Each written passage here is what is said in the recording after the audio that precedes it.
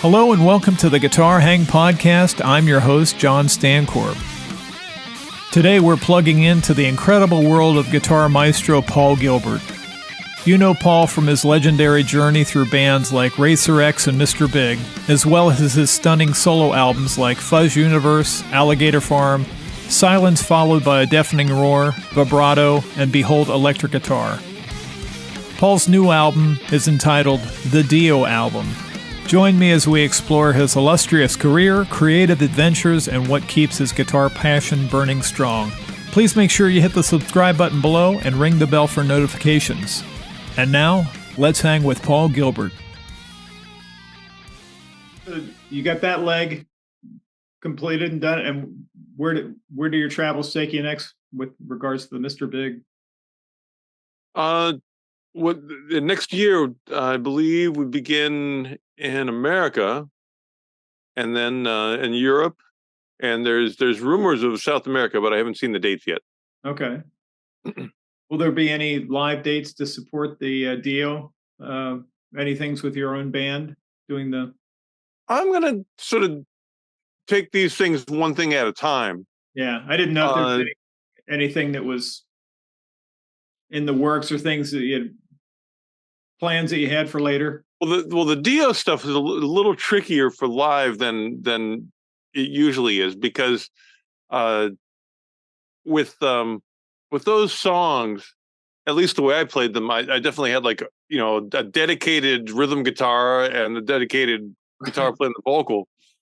And so if I was to do that live, I need to either hire somebody to play the rhythm, or I got to work out how to kind of juggle both parts, which I've done that for some other songs.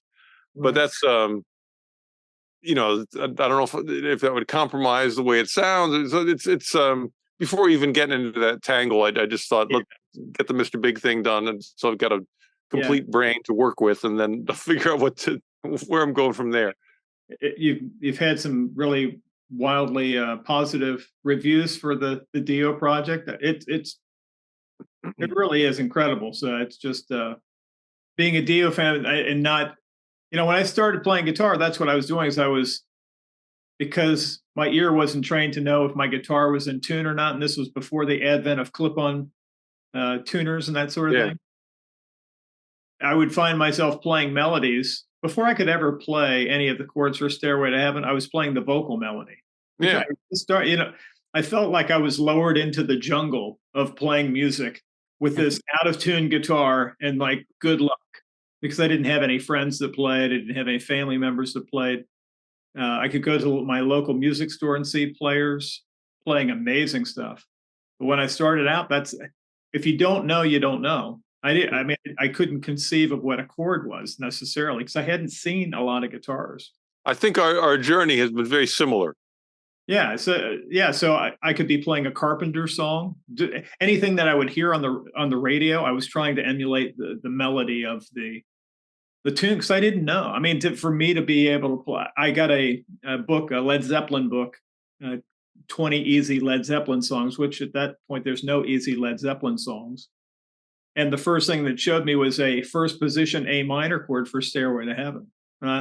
We both know that's an epic fail when you got to play that and the notes don't line up, even when your guitar isn't. And so it was like, well, let me just keep going down the road of playing melodies. And here, 40 years later, melodies are the thing that is the most exciting or melodic playing, at the very least. If you're not playing a vocal melody, if I'm playing melodically, is to me the height of whether it's Jeff Beck or David Gilmour, Neil Schon, yourself, whomever. Playing melodically is where it's at. I wonder if you could kind of tell me about how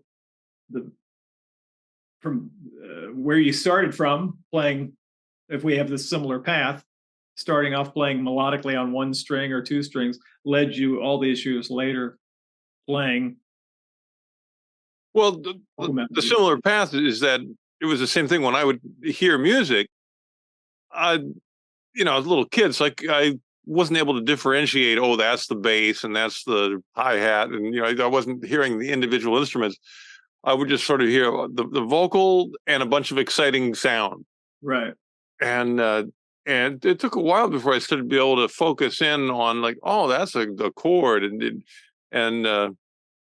and then once I did that, I kind of stayed there. You know, I was like, okay, well, that's what the guitar does. Right. You know, I'll play the chords and I'll play the solos, and then the singer's job is to do the melody. And in general, most instrumentalists that I heard playing melodies, I didn't like nearly as much as I like singers. Right. Yeah. You know, I'd much rather hear Robert Plant singing the melody than a clarinet or whatever. You know, when I was a kid, they still had Muzak. Oh yeah, me too. Yeah. It was the actual company, and Yeah. and they would, that company would make background music. They'd take, Beatles songs or whatever, and replace the melody with violins or a horn or whatever it was. And I don't think the musicians who were hired by the music company were paid enough to really do the proper preparation and give a the most heartfelt, soulful performance. Rendition of It was pretty square. right. And that was kind of my introduction to instrumental melodies, because it's like, oh, I know that melody, but what have they done to it? They sucked all the life out of it. Yeah. So that sort of it really put a bad taste in my mouth about an instrument playing a melody. Right. And I thought, when I explored instrumental stuff, I would listen to like Bach harpsichord concertos and like what a harpsichord can do, which is a lot different. I mean, it's still melodic, Mm-hmm. but it's faster or more complicated than a singer or whatever. It's just different. It's more suited to what a harpsichord can do, Right. and so it's not like the kind of melody that you would walk around humming. And but I was excited about that because I wanted to be a good guitar player, so I didn't spend a lot of time there. And maybe the seed of it, because I remember over the years, once in a while, I would try to play a straight ahead vocal melody, because I always loved singers, Right. and I was always frustrated with my voice because I couldn't hit the high notes. And I remember trying Black Dog, the Led Zeppelin song, and it really didn't. I wasn't able to do it very well. I remember like being at GIT, and I could remember exactly where I was, and just going like, no, it's still better when Robert Plant sings it, and just sort of giving up. And then when I toured with Joe Satriani on the G3 tour, Yeah. in 2007, that was probably the thing that really opened the door, because he does that really well, and the audience responded great, and it's a whole night Yeah. of instrumental stuff. And so I remember, like, after that, the first album I made after that tour was Silence Followed by a Deafening Roar, and I had a very Joe Satriani-ish song in there called "I Cannot Tell a Lie." Yeah. And that was sort of me going, it's like testing the water, going, maybe this will work. And if anything, the thing that was frustrating was that if I had a kazoo, I could instantly play any melody in my head first take. Right. And I couldn't do that with guitar. I didn't know the instrument in that way. Right. So I remember being at a Christmas party and really bungling the melody to Rudolph the Red-Nosed Reindeer, which the melody I know, if I had a kazoo, I'd nail it. I'd get it perfect, and I would just play it horribly. And I thought, I gotta like do some repair work, Right. and or do some building in the first place in my melodic abilities on the instrument, because I just haven't done it. Right. I know all the 300% scale, the blues scale, and I can kind of do the guitar stuff. But if I want to play da da da da da da, give me 5 minutes and I'll have it. Yeah. Yeah. But I can't do it instantly, Right. and that's the fun of it. Like, if you want to be a good melodic improviser, you need to be able to do it instantly. If you think of it, you need to have it come right out. And it's I can't use the excuse of, oh, it's too fast, because it's not. Right. So I had no excuses, other than I just hadn't done it. And so, after that, I did a record called Stone Pushing Uphill Man, which is all vocal songs on guitar. I mean, there might be one instrumental that's not, but overall it's instrumental songs. And that was a record. Actually, I did it a lot like the Dio record, where I didn't. I mean, I took the 5 minutes, Right. like I was talking about, where I didn't do it just from memory. I sat down and figured out, like, line by line, to try to teach myself the details of it. And so I go back and forth with that. I'm way better. I mean, I'd have a much better chance of getting a Rudolph right now than I would have at the Christmas party 10 years ago. Which feels really good. It's really nice to be better at melodies and be able to just sit down and play it first time with inflection. So it's not just like the Muzak clarinet player. It actually has some soul to it from the get-go. Right. Yeah, when you're learning melodies on the guitar, starting out, you realize, well, there's an easier way to get to the notes without moving positions. But then when you're trying to be expressive as a vocalist, it's all about moving. Like, am I going to slide into that note? What register am I going to play in? So I admire your tenacity with the Dio stuff, because there's probably a lot of things where I can play it on this pair of strings, but it's going to sound meatier or have a lot more oomph to it if I'm playing it in a different register of the guitar and that sort of thing. So it seems like it was quite a project to figure out fingerings and what's a logical way that I can do it, but at the same time make it sound, because it's pretty spot on for yeah. Yeah, there's a lot of I would take, like, the deep research into fingerings to figure out what transition felt the most natural. And sometimes I would come up with stuff that I could do as an overdub, but really would be impractical because it would just be so hard to memorize. And so I tried to strike a good balance with that, because occasionally I'd find something like that really sounds like it, but this is just so much work to get 3 notes that you can almost hear the work too much.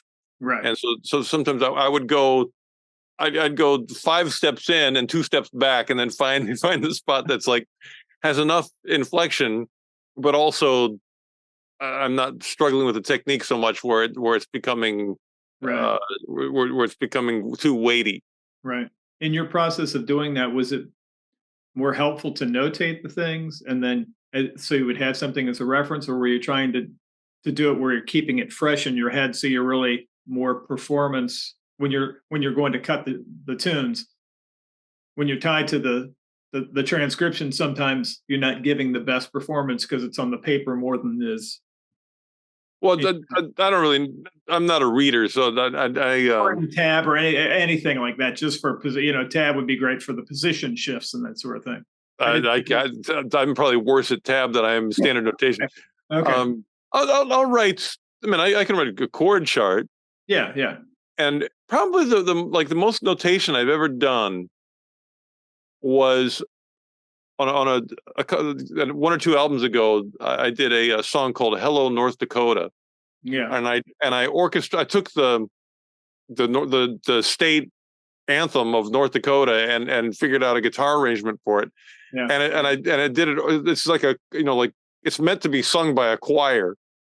So I did kind of the Brian May Queen treatment, and I worked out all the chords. Every note to the melody has a full chord behind it, and so I had to orchestrate how to do that. And there's no, the melody's pretty easy to memorize because it's a nice melody, but all the accompaniment stuff is sort of counterintuitive and until it all gets together. So memorizing it would have been a nightmare. Yeah. So actually and I wrote the letter names. I'd put right A, B flat, D, and just read those, because the notes on the staff, although I understand them, and way back at GIT, I was slightly fluent. I never do that enough to really be fluent with the black dots. But back to the doing the record. This one, I mean, I've got mixed feelings about this, because I really did most of it go kind of line by line. Yeah. And you gain something and you lose something when you do that. Because the thing that made me have second thoughts about it was the way I put the album together is I'd make a click track, and then play. Yeah, I played like the real rhythm guitars. I full force, best sound I could get. Usually double track rhythm guitars, and then put bass on, and then I'd send that. Well, and I'd send that up to Bill, the drummer.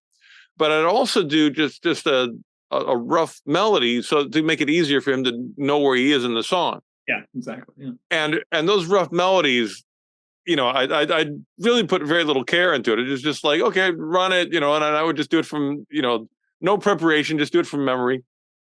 And when we got it back, we'd listen to it with that rough melody, and having stepped away from it, I love those performances. I'd go like, man, that just feels great. Whereas the perfect ones where I overdubbed every line, yeah, it was missing some of that magic of like the one take. Yeah. But there's no mistakes, and it's more like the Dio thing, and it's it's hard to have both unless you really have time to rehearse, or if you've been on the road with the songs for 3 months. That's just, it's real time consuming to be able to actually like rehearse enough where you can perform all the way through with all the rough edges taken out. Right. That's the tricky bit, is listening back through your ears, wanting to have both. The listener is going to listen to it and just be so thrilled. You know what I mean? It's but you've lived with it for so long. You heard the original demos versus, so it's a weighty balance. Well, it's always nice to get away from it and then hear it later with fresh ears. Yeah. Were there any? Was there anybody else that that you were kind of kicking besides Dio that you would thought, well, was there a list of people, like a bucket list that I could do Dio, or I could do? Were there any other vocalists that would have? If you it's on my to-do list right now. Let's see. That's how it started. Was I made just a to-do list of. You seem like a list guy. Let's see. At the top of my to-do list is fix the noisy jack on my Cream PGM, and then scroll down a bit, and we've got my singers to copy. Ronnie James Dio is sitting at the top. Brad Delp, of course, from Boston. Yeah, of course. And these are just in the order that they came to me when I was making a to-do list one day. Rod Stewart, Steve Marriott, the Beatles, Karen Carpenter, Rob Halford, Robert Plant, Steven Tyler, Three Dog Night, Tony Harnell from TNT, Bruce Dickinson, Geddy Lee, David Lee Roth, Elvis Presley, Chuck Berry, Johnny Cash, Michael Jackson, Brian Wilson and Mike Love, Eric Burden, the Everly Brothers, Frankie Valli, Little Richard, Katie Lang, Elton John, Bon Scott, Brian Johnson, Ian Gillan, Ann Wilson, Paul Rogers, Don Henley, Freddie Mercury, Steve Perry, Tom Jones, John Anderson of Yes, Robin Zander, Donnie V from Enough's Enough, Justin Curry, Mike Viola, Phil Collins, and Todd Rundgren. That's quite a list. So that's just what I wrote down one day. Well, as one of the what I would call legacy players, the guitar players, it seems like the one thing that you do more than any player that I can think of is you listen to so many diverse things, and then you pick out things that influence your playing in really amazing way. Like I've seen some live stuff where you're doing some Yes and playing some of Rick Wakeman's parts. I know you're a huge Todd Rundgren fan, and so all these wildly divergent things, whether it's the AM pop music back in the 70s, Carpenters, whomever that might, Burt Bacharach, or it infuses your playing in a way that maybe there's not a lot of other legacy players that I know are into that kind of thing. The one I just did was I was thinking about the movie The Good, the Bad, and the Ugly. Yeah, which is that. I just did a lesson on that for my school, and again, I don't even know what instruments those are. It's like a flute and a vocal, or something with a wah-wah. But whatever it is, to figure out how to get that to be smooth and have the nice little drop at the end. I don't know if I could do it now, but I actually was into that a couple years ago, and I found that I could get that sound by pulling the string off the side of the fretboard. Oh wow, yeah. And you That do that. sounds like that sounds like it would hurt. No, you just kind of you pull this. I mean, Joe and Steve do that all the time, where they're pulling, or they used to do that anyway, Yeah, pulling the high over E. the side. Yeah, and you're getting that little pickup of. Yeah. I was able to get. I probably couldn't do it now to save my life, but I could get that. Yeah. There's another way. So there's that, but at the same time, the areas that I enjoy, like finding creativity, there's definitely areas that I just block off and go like, don't keep that door locked because I'm scared to go in there. Right. And for example, like anything with like a thumb pick or like the Chet Atkins. Yeah. And there's the new guy from Australia, Tommy Emmanuel, Right. who does that kind of thing, and that's just terrifying. I mean, I saw a clinic of his, and I thought like, well, maybe I'll try that. And I got a thumb pick and brought it home. I was like, oh, like I can't. It's just I'm immediately crippled. Right. So that and of course classical too. That's just a style of playing that I mean, I just feel like such a beginner, and those styles weren't really what attracted me as a kid. Like the thing that from a guitar playing standpoint, I just love the blues based rock players of the 60s and 70s. Right. And when one of the first albums that I bought was The Man Who Sold the World by David Bowie, which has Mick Ronson. Yeah. On guitar, and he's doing these solos that just have so much bending. Just Is Width of the Circle on that one? Width of a Circle. There's a song called "You Shook Me Cold," Yeah. which has this like crazy fuzz bass jam in the middle, and it's real free form. But he's just bending like crazy, and the tone is so good. And my uncle was good at that. In fact, that's the reason I bought the album. Was my uncle bought that album, and I saw him buy it. Yeah. So, well, my uncle bought it. I should buy it too. Your Uncle Jimmy, is that right? Yeah, and but he lived in Chicago, so I didn't get to see him that often. But when I would hear him play, and I should say not only hear him play, but be a close physical distance. Right. It's one thing to hear something on a record. It's one thing when you're sitting, right, 3 feet away from somebody, and they're doing this bend, and you're feeling it. And that really planted a seed. So when I would hear like the classically influenced players, like a Steve Howe, that I mean, decades later, now I love Steve Howe and I love the songwriting and even like just the character of his playing is really interesting and fits those songs so well. But at the time, I was like, "Where's the band?" And that was sort of my.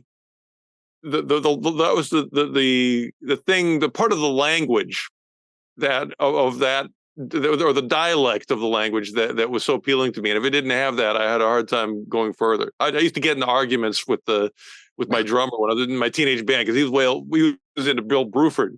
Oh yeah. And I remember like we'd be at the record store. He'd be like looking through the Yes albums. I'm like, "What are you doing?" Yes, and he'd be like, "Yeah, they're great." I'd be like, "You got to be kidding me!" There's no bending. And then I'd be listening to like Ted Nugent albums, and he'd be going like, "What?" And so that was just the thing I would always latch on to. Yeah, the bending was, I think, everything for us in the 70s. That was the thing that, whether it's Frank Marino or if it's even Rick Nielsen and Cheap Trick, all the bending stuff. That was the thing that if I couldn't bend string, like I could not see playing a jazz like a hollow, archtop guitar. I was not into George Van Eps or Barney Kessel or any of those guys. It was more the Gilmore especially. The bending was, in fact, I couldn't think of anybody that was more inspiring as somebody that bent notes. And it's funny how whether you're a player or really whether I think it comes down more to listening. Because if even if you're a player, you should still listen, or just music fans. Is everybody kind of makes those choices, and about like, okay, well, this is the part of music that's important to me, and I guess if the best thing is if you like everything, because then there's more to enjoy. Right. But I don't know if that's possible. And I mean, a way to really love something, you kind of got to like go in one direction. It's whenever you're going in one direction, you're going away from another direction. So who knows? Yeah, that's the thing about you were talking about, you take a step forward, but you're losing a step. And it's the same thing with playing a myriad of styles. It's very difficult to be into the Tommy Emmanuel thing and then also doing the more, And I guess, I mean, I do love instruments that have no vibrato at all. Like I really genuinely love harpsichord music. Right. But it's almost like how the harpsichord just went like, well, this instrument doesn't do that, so it can't be bad. Right. It's like you can't have a bad steak if there's no steak. Yeah. So you just go, okay, well, this is great fish. It's to use a food metaphor, but and it's interesting. Like a harpsichord will imitate vibrato by doing a trill. Oh, okay. And so that's sort of the or like a piano can imitate a slide by doing that little da-da, I don't even know what that's called. It's probably a word for it. If you hit a G into an A real quick, and of course guitar players do that as a hammer. Right. But that quick hammer has a similar effect as a slide or a bend. They're all kind of in the same family. So there's ways to do it. But and every instrument kind of has that certain thing where certain instruments can't. There's some things they can't do at all. Right. There's some things that certain instruments do better. I mean, things that are wind driven. Whether it's a horn or a voice, certainly can do things with dynamics and sustain that guitars. If you're loud and you're lucky, you might get a note to sustain like that. But a horn person, they've got stuff that's especially the guys that can circular breathe and that kind of stuff. But that was or the thing where the attack. I mean, I'm just trying to think of where you can start quiet and get louder. Right. And with enough electronics, you can do that with a volume pedal or something. But just on the instrument itself, it's you hit it and it's only going to get quieter. Right. And again, there's if you stand next to a 100-watt Marshall, and you're in the right part of the stage, it might grab it, but that takes some doing. Right. Have you through the art, kind of doing a little bit of a segue through the Artist Works program that you do? Are you finding that more of the students that are studying your course are reaping the benefits of getting into other things, more vocal things, more maybe bringing synth and piano and organ things to the guitar? Do you find a lot of the students are open-minded towards learning those new? Well, everybody's different, and I of course get happy when they do stuff I like. Right. But I try not. I try to be aware that not everybody has to like what I like, and if they like other stuff, that's cool too. So I guess one of the first thing comes to mind is whatever they're doing, I want to make sure. I want to try to make it easier for them. Right. And sort of point out if it's practical. Like, are they on a path that leads somewhere, or are they sort of barking up the wrong tree? Because to me, there's a lot of the stuff that I'm well known for. Yeah. Is not that practical, and I didn't necessarily become well known for it. Well, I mean, but what it is, it's like the two instructional videos that I made in the '90s. For some reason, there's a certain group of people that really got into those, and they want to pick scales up and down. And I get the sense that they think if I can just play a scale up and down, that's going to open up everything, and there'll be like no limitations, and I'll be able to play, anything I think of. And which isn't really the case. Like if you learn to play scales up and down, you'll be able to play scales up and down, and then different stuff is different. Everything is kind of its own little language, and so that's probably the thing that I get the most confused about how to respond to it. I'll get a student who's like, okay, it's you, and I watched your video, and I know that you told me to do this, and I'm like, oh, but that was in 1991, and I was just showing off because Right. Yeah. that's what you do. So Yeah. It makes me wonder because there are so many amazing players, I mean, very young players playing incredibly complex things, but trying to find a vehicle for that kind of playing that will support that kind of thing. well, the vehicle is probably social media. You can put your 15-second amazing thing on Instagram, Right. and That's essentially it. That's yeah, the that's what. And but a lot of those things, if you translate or if you try to bring that 15-second thing into a like a Rod Stewart song, you're not going to stay in the band long. Rod's going to give you the evil eyes. Get somebody who can play a cool thing on slide, back in here, right. and then that's a different gig. And I mean, I remember as a kid, to form a band, to talk about trying to put a lot of pieces together. I can't blame anybody who goes like, well, I want to put my 15-second thing on Instagram because it's easy. You can do it yourself. Sure. You don't have to like rent out a rehearsal room. You can do it, do it quiet and you don't bug the neighbors.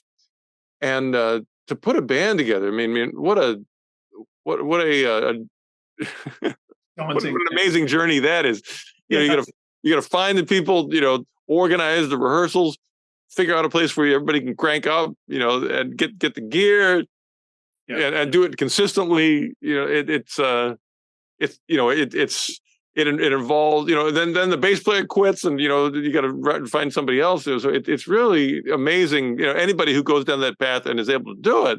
Right. And of course, when I was a kid, that was the only thing you could do. Right. That was so you had to do it. If you wanted to be heard, the only way to do it was to join put a band together. So all those obstacles, you're just like, well, there's no way around it. So just keep on pushing. Yeah, you couldn't scale up. You didn't have the worldwide accessibility when you're like you and I growing up. I was from Cincinnati or Pennsylvania in the 70s or early 80s.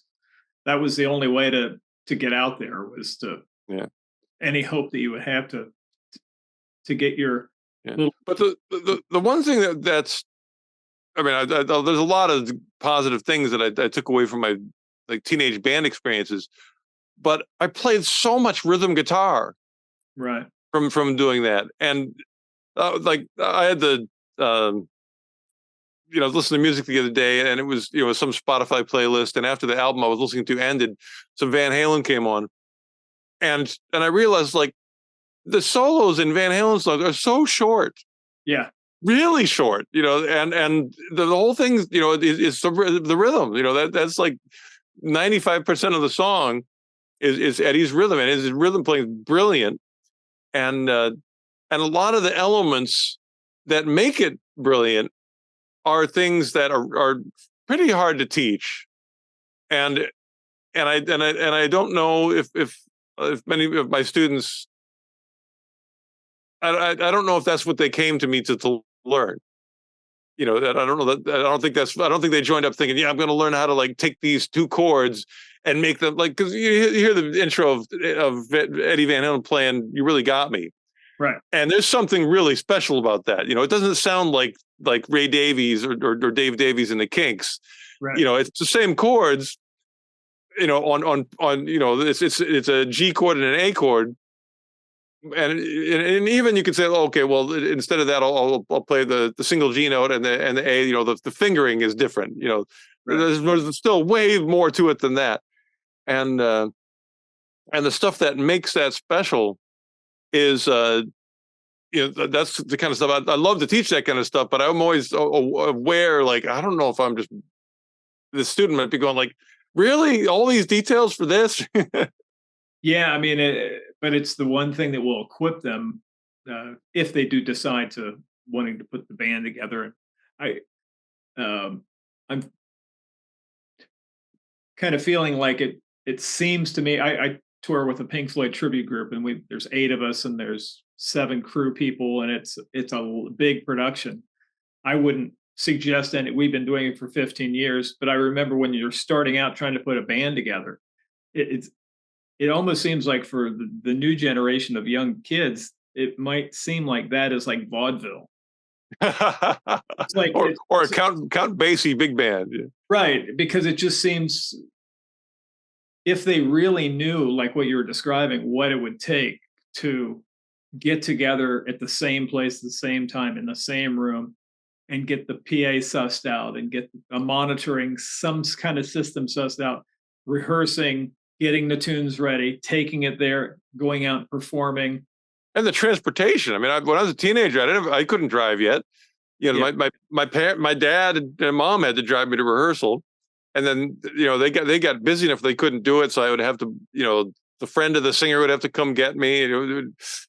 I'd be chipping in for gas, and that cost money. I didn't, I'd mow the lawn, so it was all these, walk through 5 miles of blizzard, to return the penny to the teacher story. Yeah. It was a different, which actually now just made me think of something. Can you imagine how your playing would be different? You might have the technical facilities if you grew up in an age when there was YouTube and all that kind of stuff. But if you didn't, I mean, back in the day, we literally had an album that we had to drop the needle on and sit there and try to figure it out, maybe slow it down. And then cassettes, there was the expensive little cassette thing that you could slow things down to half speed, but then it pitched it down an octave. But if we didn't go through all that trouble to learn stuff in a world of pre-tab, pre-internet, pre-YouTube, would our ears would be completely different. Well, here's the I think the lesson that came to me as you were talking about that, which is when you're playing in a band, you don't stop the band and say, wait a minute, I gotta, let me try this again. Right. So you tend to you want to survive the song. Yeah. And so you immediately start making choices about like, well, I know this lick is going to work, so I'll do that one, rather than like the really tricky one that I'll probably screw that up, but if I had 1,000 takes, I'd get it. And so you start to spend time with the things that are like the strong techniques that are kind of indestructible. Right. And you develop an instinct about like, whenever I play this one thing, it always works. And it's not even, you might not even intellectualize it. You might just go like, that's, do that one because that one's working. And if there's anything I see with students that is like a global thing, it's like, don't work on that. That's not going to, that's too fragile. Give that up now. I do too. Like I put so much stuff on. I say, to be more kind about it, I'll say, put it on a shelf. You can come back to it later, which does work sometimes. Sometimes you go, okay, it doesn't work today. Maybe I'll come back to that in a year. But that thing of like, to play, and of course you balance that with still challenging yourself. Once in a while trying something that you consider to be hard or sophisticated. But at the end of the day, it's got to fly with the band. Oh yeah. And you don't want to be crashing into trees, just because you got this great engine in your car. It's like, no, I got to learn how to steer, and I'm going to take the path where I don't never hit the tree. Yeah. And so that to me is a habit. Like, rather than go like, have these rules like, oh, everything must be picked or everything must be 3 note per string. It's like, no, everything's just got to work. Yeah. And I don't get a second take, because it's live, and I don't want to piss off the drummer. So there is something to be said when you're standing in front of a hopefully paying audience, but any audience. It's kind of like I was in martial arts prior to getting into playing guitar, and there were things that you would learn in martial arts that were good for testing, whether certain breaking techniques or running forms. But if you're coming out of a bar at 2 a.m. in the morning, those things are not going to, and the fight breaks it, they're not going to help you. Yeah. And it feels like the same thing when you get on stage in front of an audience. There's things that you really have to have just, and a lot of the fancy stuff that you've practiced for hours trying to get down are not going to necessarily translate either tonally against the band or whatever. They, unless you work those things up specifically for that and just over and play with the band and say what's going to work and what's not going to work. But and so that's the thing. A lot of my best stuff was born during playing with the band. You know, I'd have like one little lick that was kind of working, and then we'd play another song that was a different groove and a different tempo and a different key. And I would try that same lick, and it was like, oh, but it worked in the last one, but why isn't it working here? And then I realized, like, well, if I just change it a little bit, like add an extra hammer on, then suddenly now it's flowing. right. And so that lick would, you know, it wasn't learned from tab or learned from a video. You know, it was learned to fit with a drummer in a song. And that stuff is just, you know, it always works. Right. Until you play the next song that's a different tempo and a different key, and then you know you got to do it again, and that's what builds your fluency within a style. Yeah, as you were coming up learning that kind of stuff, can you imagine a forum where you could record yourself playing and send it off to one of the Randy Rhoads was alive and he was teaching an Artist Works thing, and you could send that off to him and he could, hey Paul, you know, and give you construct. I mean, how amazing would that have been? It seems like we developed a fanaticism at a time because a lot of time we didn't know what these guys look like necessarily. Yeah. Or you thought it's some guy that his first name is Van and his last name is Halen. You just hear Van Halen. It's like, yeah. like Van Heusen or Van whatever. But we had this fanaticism because sometimes they weren't on the album cover. Sometimes they were. You couldn't, unless you went to see them live and had really good tickets up close, you couldn't see anything. Yeah. So the history surrounding Jimmy Page and Eddie and Brian May, and when you went to the shows, it was kind of like being on the set of Lord of the Rings. There's smoke and there's all sorts of lights, and Jimmy Page is in a prism with playing guitar with a violin bow. It was a completely different experience, and it grew this, or seeing Rush for the first time. The fanaticism that we had for this was so strong. And I just wonder, how are kids able to continue that fanaticism when everything is out there? Well, to me, it's kind of miraculous that kids are into rock and roll and guitar at all. Yeah. You know, that it just hasn't vanished completely is amazing. Because I remember being, you know, getting into rock when I was a kid, you know, which was early 70s.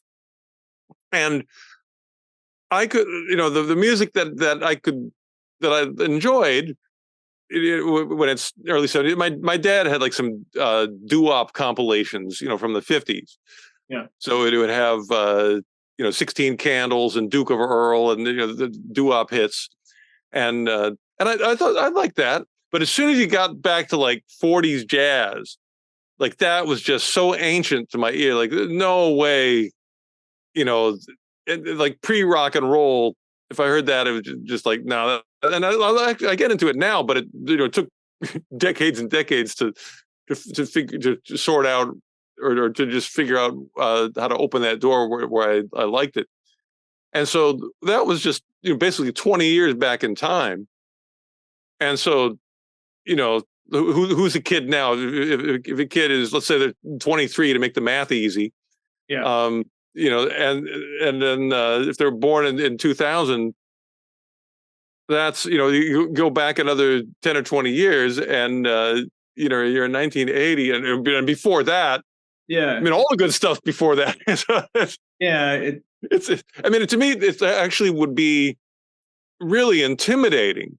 Because that's the thing, is like when I was a kid, there was only 2 decades of rock and roll to have to compete with. Right.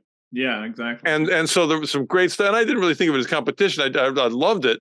But when we look back, and I remember thinking about the classical composers, because my parents did have like Mozart, Bach, Beethoven stuff. And that was inspiring, knowing how prolific and how sophisticated the great classical composers were. Right. And to know, like, they were human beings too. They were flesh and blood cats. Humans. Human, yeah. Cats as a musical term. Okay. They breathed air and ate food just like I do, and somehow they managed to create music of an amazingly high level of sophistication and a quantity that's almost unbelievable. And so I was inspired by that. I thought, I don't know how they did it, but I'd like to grab on to some of that mojo somehow. Right. And also appreciated that on the classical records, everybody seemed to play really clean. Yeah. And as much as I love Jimmy Page, but I could hear like, oh, that's kind of a lot of rough edges. And it didn't lessen my enjoyment. I still love the sound. I wouldn't change a thing. But for my own playing, it was almost like as a defense mechanism. Like I thought, if I play really clean, then the old people can't criticize me. They can't go, oh, you're just a sloppy rock and roll player.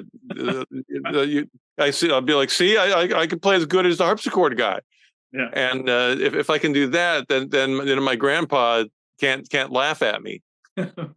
And so I think that was a bit to do with it. Is like that when you're a teenager, you're kind of, there's you don't want people to laugh at you. So that I think that's where a lot of the clean technique came from. Right. Did you play an instrument prior? I mean, in school, or was guitar? You just started right with guitar? Or? Well, school had an instrument called the flutophone. Yeah, I kind of remember that. Yeah, and I really and by the time that was like third grade was the flutophone, and by the time I was in third grade, I had Led Zeppelin albums, I had the Mississippi Queen on 45, Bowie, those listen to a lot of rock. And so the flutophone to me is just like, I refused. I actually petitioned the kids will sign anything in third grade. I got everybody to sign a petition against flutophones. I made the music teacher cry. And after that, the music teacher said, like, does everybody who really doesn't want to play the flutophone raise their hand? And I was the only one. But I had a grand uprising against the flutophone. And then when I was in fourth grade, that's when you could play a band instrument, right? For the marching band or the school band. And I didn't want to play a horn because that wasn't a rock instrument, but I thought the drums would be cool. And of course, I didn't realize that a marching drum is sort of different animal than playing a drum kit. Right. But because I didn't know that, I was like, yeah, I'll play the drums. And they had they said, well, not, everybody can't play the drums. So everybody who wants to do it, we're going to have a little rhythm test. And they lined us up, and they would say, like, well, we'll drum something out on the desk and just, drum it back.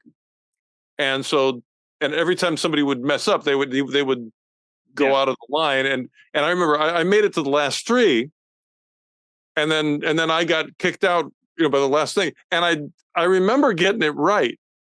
So I was really kind of, I felt I was gypped. I went home and complained to my parents, just like, I played it right. I don't know why. But it soured my idea that I could, learn music at school. Although I have to say, like, in high school, there were actually I took 2 years of music theory. Okay. And I'm blown away that there was a music theory class in high school, because that's a pretty arcane thing to study. But there was, and I took it, and it really helped prep me for GIT, because GIT, you did have to read the little notes, that I was complaining about earlier in the interview. And, I got as fluent as I've ever been. At least I understood the staff, and it would key signatures and, some orchestration rules. And it was a slow class. I mean, we didn't learn much, but we learned something.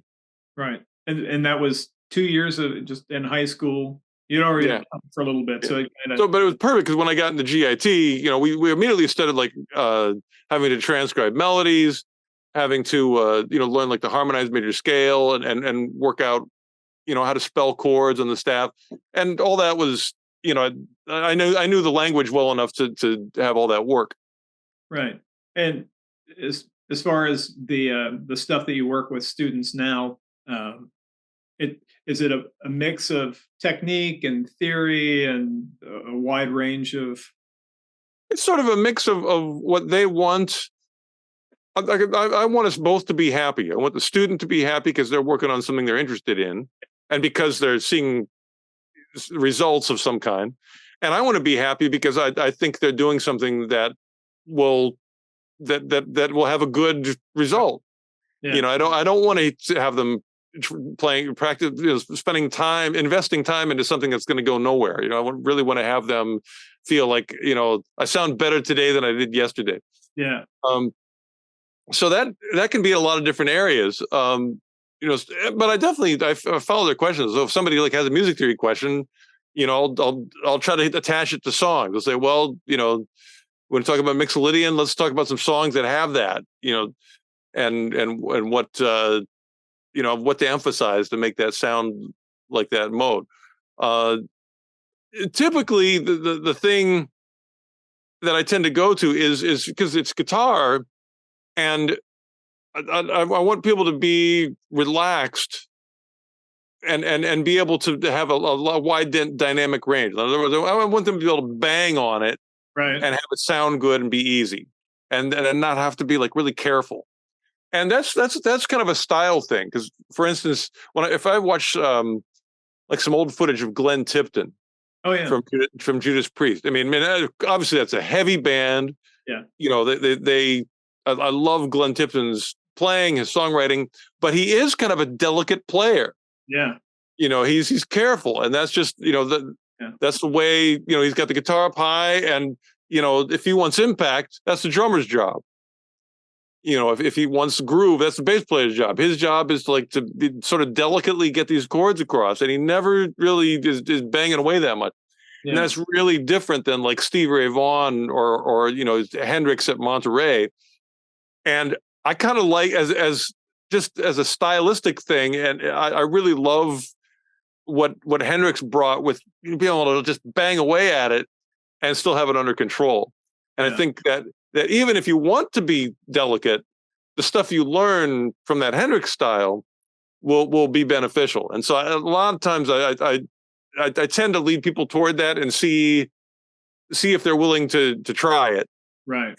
And I always say, like, if it works, great, keep doing it. If not, we'll try something else, because not everybody. One of the funniest things is once in a while somebody will really play like me. Yeah. And I hardly ever like it.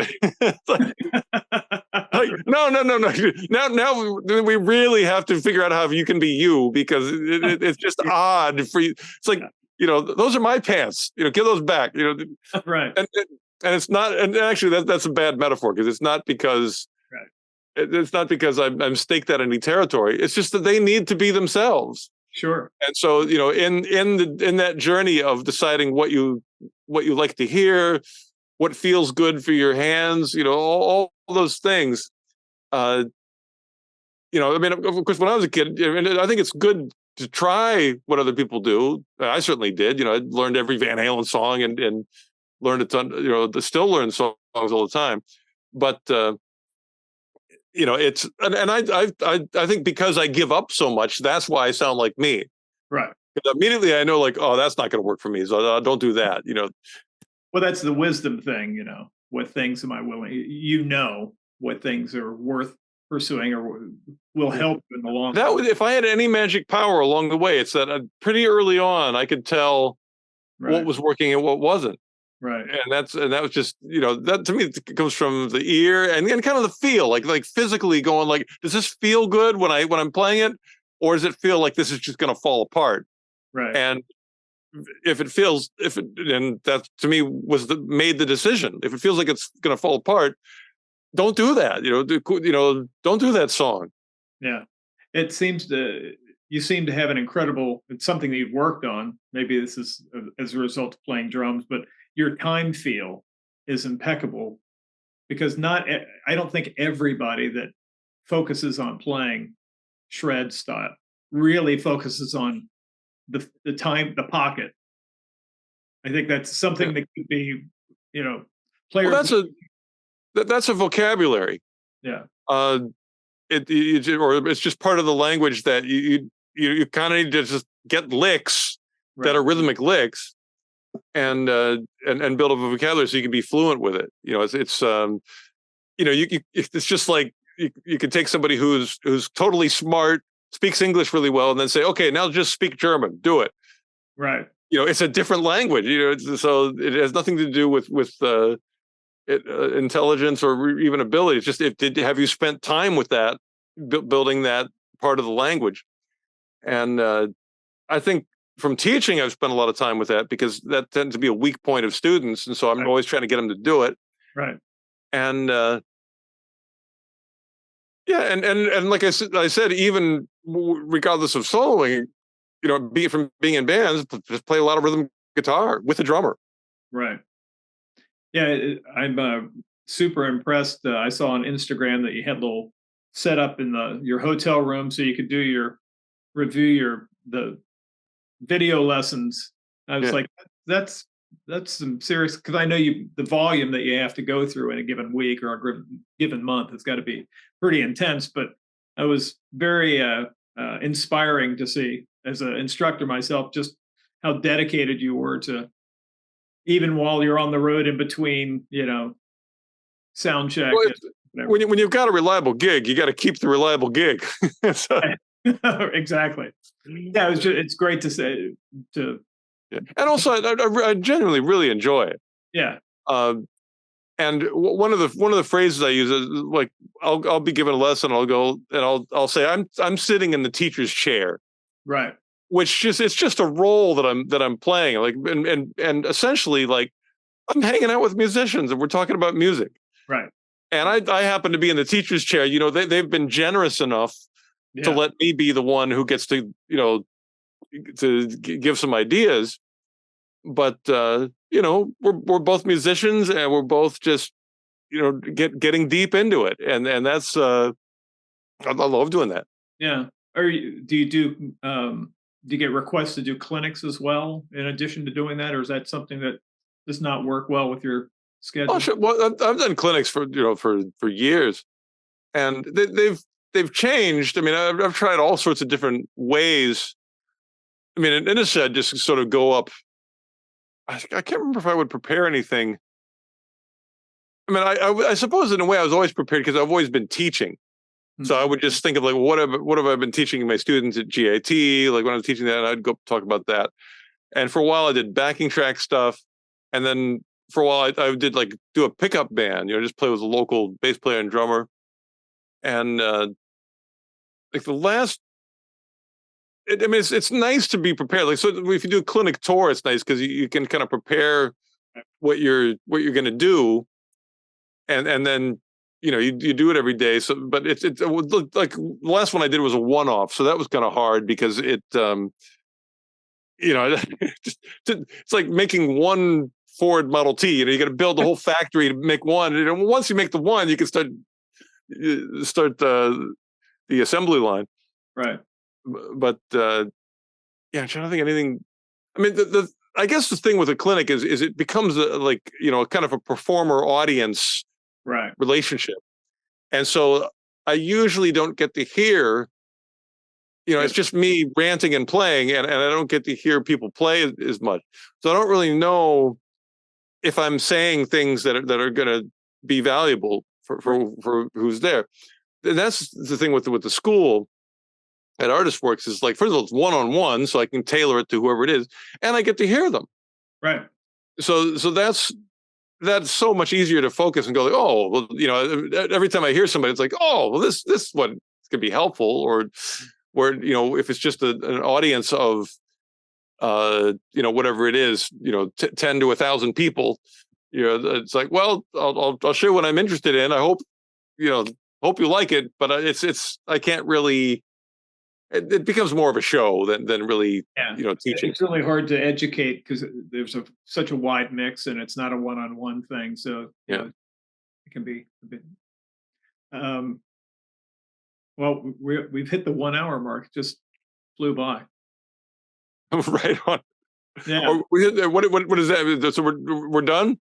Well, no, I mean, I didn't know how long we can go. I mean, I had sent the invite saying uh from from 5 to Well, 6. I can go for another 5 minutes, and then I've got to pick up my kittens who just got fixed today. Oh, right. How many kittens do you There's going to be some conehead cats around the house. have? Right. How many cats do you have? I see on Instagram that there's Yeah, like, I've got two. My last cat passed away this year, so we waited a little while, and then we went to look at some cats, and my son liked one, and my wife liked the other, and I thought that's easy to solve. yeah. Get two. Get to How old's your son? Oh, he just turned 9. Oh, he just turned 9. That's a great age. Awesome. See if there's anything else I can. Um, there's I've done a bunch of tribute bands and the longest one being the Pink Floyd thing. And for me, the reason was I always felt like to get to the next level as a player, you had to create a scenario where you would have to deliver. So if you're in a band performing Abbey Road, you have to have certain things together, and that was on a bucket list. I was able to. I was in a Beatles. We were like the wigless Beatles. It was kind of like the Fab Four kind of thing called Savoy. Yeah. So I got to check that off. I was in a Steely Dan tribute band for a couple of years and got to play with some of the guys that toured with Steely Dan. So that was another box to check off. The Pink Floyd thing, obviously. Even back in 2004, I did a thing at some Sam Ashes around the Cincinnati tri-state area doing a Joe Satriani thing called Strange Beautiful Music. I was just kind of curious if there's anything. I know you've done the Yellow Matter Custard thing with Mike and those guys, and the Amazing Journey Who thing. Is there any other, if you had an opportunity to put together a project, whether it be for your own enjoyment or for charity, like the bucket list bands? Because I would guess that the reason you would do that is kind of like myself or anybody else, just the thrill of playing these songs live. Yeah, or step into the shoes of your heroes. Exactly. Well, I would be the drummer in an AC/DC tribute band. Okay. Because that's about my level of ability. Yeah. And I love those songs. And with Mr. Big, we always at last on for the encore, we always switch instruments on one song, and I usually end up on the drums.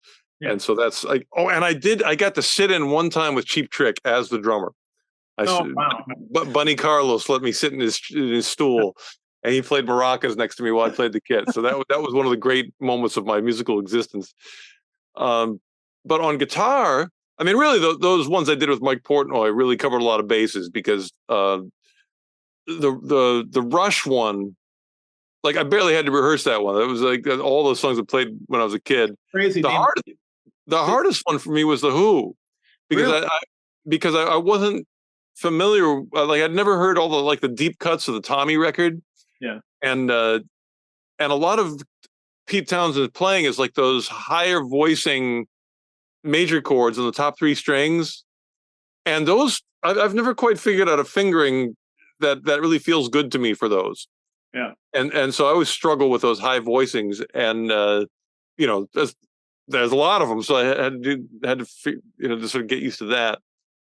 And the Beatles one was great, but that's more about singing, right? And but by the time we rehearsed for 3 days, I'd get to the show and my voice was wrecked. So that was always a shame. Like, oh, I wish I could sing as well as I did in rehearsal. And then the Zeppelin one was a blast. Oh yeah. But I mean, beyond those,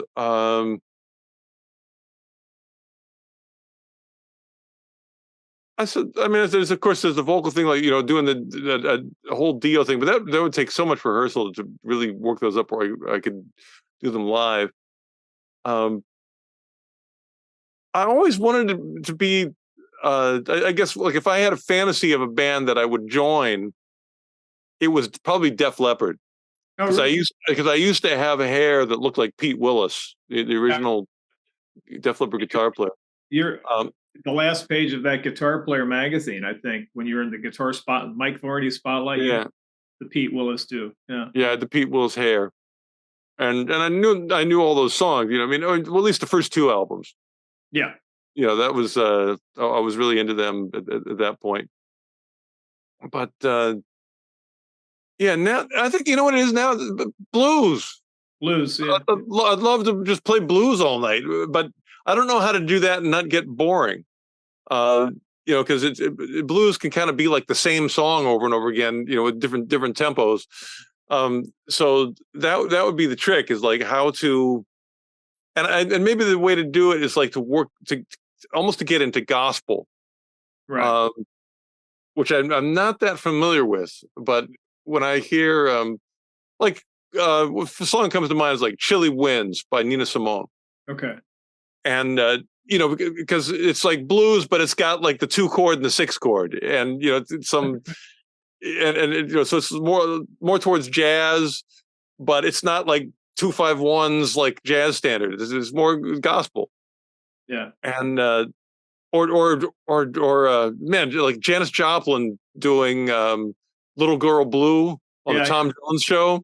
Yeah. I mean, that I'm getting chills thinking about it. Like she just, I can't watch that without crying. It's so powerful when she steps up to the mic for the second verse and lets that first note fly. I mean, anybody who's listening to this, you know, turn us off, go to YouTube, Janice Joplin, "Little Girl Blue" on the Tom Jones TV show, and watch the first verse so you can get to the second verse, and watch how she just steps back, looks like the most scared, unconfident person in the world. You can really see it in her face, like, what am I doing here? And she walks up to the mic and does like the most powerful, soulful note you ever heard in your life. And that song is like this sort of gospel ballad. I mean, again, that when I say gospel, I'm really uneducated about that style of music, so it's a guess on my part of whether that even is gospel. But I suspect there's a 50% chance that it is. Yeah. And I find that, you know, that's the thing that's like has enough connection to blues. Yeah. And that's the thing, is like you know, I kind of started listening to music when I was a kid, as you know, listening to the Beatles and Led Zeppelin, and then as you take that back, the things that are connected to that, you know, that I find myself digging it. Yeah. And so you know, that's how I'm finding myself getting deeper into the blues thing. Yeah. Tedeschi Trucks has that kind of marriage between the blues and gospel-y kind of stuff. Derek Trucks and his wife Susan Tedeschi. Oh yeah. That I mean, Derek is so good, it's unsettling. yeah, Like when I was talking about like doing the Dio things, yeah, and going like the 5 levels deep and then going 3 levels back, or yeah. you know, to a place where it's comfortable. Derek like staves 5 levels deep all the time. Yeah. Like he's playing stuff, I'm just going like, it's perfect, but that's just too hard. I get ridiculed from my band members because the story I drove from Indianapolis, or I drove from Cincinnati to Indianapolis to see Eric Johnson and Derek Trucks, and stayed for Eric Johnson. Then Derek Trucks came on, and all the band had to walk up through the crowd to get onto the stage, and they got their stuff set up. Not a lot of fanfare, and then it just kind of like turning a light dimmer on. They just started playing this groove, and it was. Yeah. And then Derek had his hands by his side, just listening. And then it was like some sort of sleight of hand. His hand was up again, and it had the slide on it. And I was watching the whole time. It was like some sort of Yoda trick or something. Yeah. And I was kind of off to the side looking at the audience, and I could see the side of the stage. And he played the first note, just one note. It sounds like hyperbole, but the whole audience recoiled. And it was just like stunned. And then he proceeded to play. I only stayed for 15 minutes because Paul, my brain hurt. It affected me it messed with me so bad. It like I'm not somebody that drinks or smokes or does any of that stuff. Yeah. not my scene. But man, it completely rearranged my DNA. I drove home not listening to any music, just going, "What did I just see?" It was so unbelievably powerful. So That's awesome. I know what you're saying about the that the impact, whether it's the human voice or coming back around full circle to the idea of playing melodically. And I think at the best, as a guitar player, the very best you can do, or best compliment, is to say that you sound like a vocalist. Yeah, or you moved people when you played. People in that, in that way that you're, that you can only, that the human voice gets too often, but it's tough as a guitar player to get there all the time, unless you're real. That's really the whole ambition, Jeff Beck. Well, if we compete with a voice, we're always going to lose. but I think it can be a great, an endless source of inspiration, and can sort of bring soul and power to the instrument that would be hard to find otherwise. We got my email, so keep in touch. Okay, sounds great. Good luck. Thank you so much. Thanks. Have a good one. Bye-bye. Bye-bye. Thank you for tuning in to the Guitar Hang Podcast, interviews with noteworthy guitar players from around the world. Go ahead and hit the subscribe button and ring the bell for notifications to stay updated on our latest episodes.